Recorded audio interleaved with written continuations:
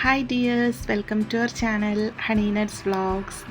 ഇന്ന് നമുക്ക് ചക്ക വെച്ചിട്ട് ഒരു ഐസ്ക്രീം ഉണ്ടാക്കാം. നമ്മുടെ വീട്ടിലുള്ള ഇൻഗ്രീഡിയൻസ് വെച്ചിട്ട് ഈസി ആയിട്ട് നമുക്ക് ഉണ്ടാക്കിയെടുക്കാം. ഏകദേശം ഒരു 10 ചക്കച്ചോളം എടുത്തിട്ടുണ്ട്. അതൊരു മിക്സിയുടെ ജാറിലോട്ട് നമ്മൾ ഇട്ട് കൊടുക്കാം. എന്നിട്ട് നന്നായിട്ട് സ്മൂത്തായിട്ട് നമുക്ക് അരച്ചെടുക്കണം. നന്നായിട്ട് അരഞ്ഞ് കിട്ടാനായിട്ട് ഒരു 1/2 കപ്പ് പാൽ കൂടി ചേർക്കുന്നുണ്ട്.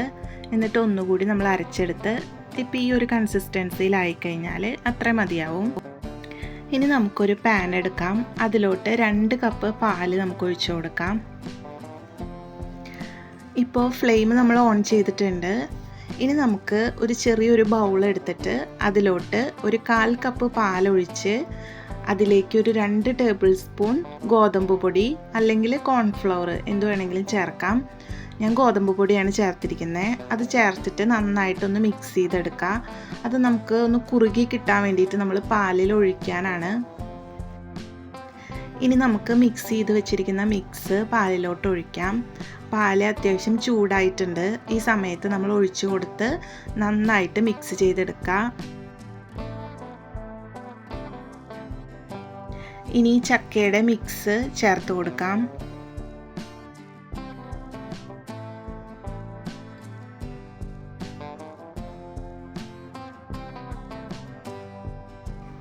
ഇനി നമ്മൾ ചേർത്ത ചക്കയുടെ മിക്സും പാലും നന്നായിട്ട് നമുക്ക് മിക്സ് ചെയ്തെടുക്കണം. നമ്മൾ പുറത്തുനിന്ന് മേടിക്കുന്ന പോലെ ക്രീമൊന്നും ചേർത്തിട്ടുള്ള ഐസ്ക്രീം അല്ല കേട്ടോ ഇത്. ഹോം മെയ്ഡായിട്ട് നമ്മൾ കുട്ടികൾക്കൊക്കെ ഉണ്ടാക്കി കൊടുക്കുന്ന ഒരു സിമ്പിളായിട്ടുള്ള ഐസ്ക്രീമാണ്. അപ്പോൾ നമുക്ക് ക്രീമൊക്കെ ചേർത്ത് ഉണ്ടാക്കണമെങ്കിൽ അങ്ങനെ ചെയ്യാം. ഇതിപ്പോൾ നമുക്ക് വീട്ടിലുള്ള സാധനങ്ങൾ വെച്ചിട്ട് നമ്മൾ സിമ്പിളായിട്ട് ഉണ്ടാക്കുന്നതാണ്. ഇപ്പോൾ ഏകദേശം നന്നായിട്ട് മിക്സായിട്ട് കുറുകി വരുന്നുണ്ട്. ഈ സമയത്ത് നമുക്ക് മധുരം നോക്കാം. നന്നായിട്ട് പഴുത്ത ചക്കയാണെങ്കിൽ കുറച്ച് മധുരം ചേർത്താൽ മതി. ഞാനിവിടെ ഒരു 4 ടേബിൾ സ്പൂൺ പഞ്ചസാര ചേർക്കുന്നുണ്ട്.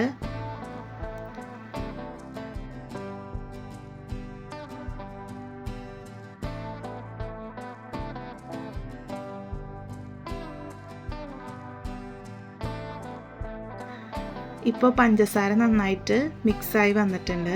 ഈ സമയം നമുക്കൊരു 1/2 കപ്പ് പാൽപ്പൊടി ചേർക്കണം. ഇനി നന്നായിട്ട് മിക്സ് ചെയ്തെടുക്കണം.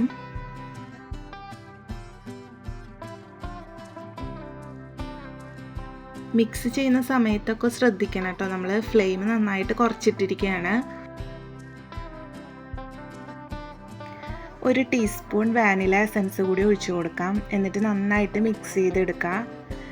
ചൂട് കുറച്ച് ആറിയതിന് ശേഷം മാത്രം നമുക്ക് വേറൊരു ബൗളിലോട്ട് ഒഴിച്ചു കൊടുത്തിട്ട് ഫ്രിഡ്ജിൽ സെറ്റാവാനായിട്ട് വെക്കാം. ഒരു 2 മണിക്കൂർ വെച്ചതിന് ശേഷം നമുക്ക് പുറത്തെടുത്ത് ഒന്നുകൂടി മിക്സിയിൽ അടിച്ചെടുക്കണം.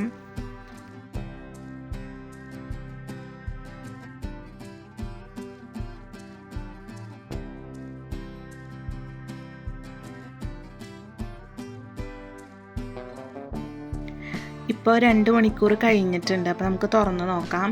ഇതൊന്നുകൂടി നമുക്ക് മിക്സിയിൽ ഇട്ടിട്ട് അടിച്ചെടുക്കണം. അതിനായിട്ട് നമ്മൾ മിക്സിയിലോട്ട് ഇട്ട് കൊടുക്കുകയാണ്.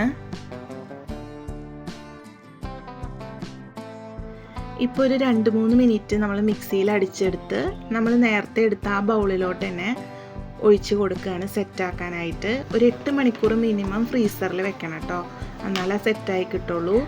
ഇപ്പോൾ 8 മണിക്കൂർ കഴിഞ്ഞിട്ടുണ്ട്. നമ്മുടെ ഐസ്ക്രീം റെഡി ആയിട്ടുണ്ട്. വളരെ ഈസി ആയിട്ട് നമുക്ക് കുട്ടികൾക്കൊക്കെ ഉണ്ടാക്കി കൊടുക്കാൻ പറ്റുന്ന ഐസ്ക്രീമാണ്. അപ്പോൾ എല്ലാവരും ട്രൈ ചെയ്ത് നോക്കണം. ഇഷ്ടപ്പെട്ടെങ്കിൽ നമ്മുടെ ചാനൽ ഒന്ന് സബ്സ്ക്രൈബ് ചെയ്ത് സപ്പോർട്ട് ചെയ്യണേ. Thank you.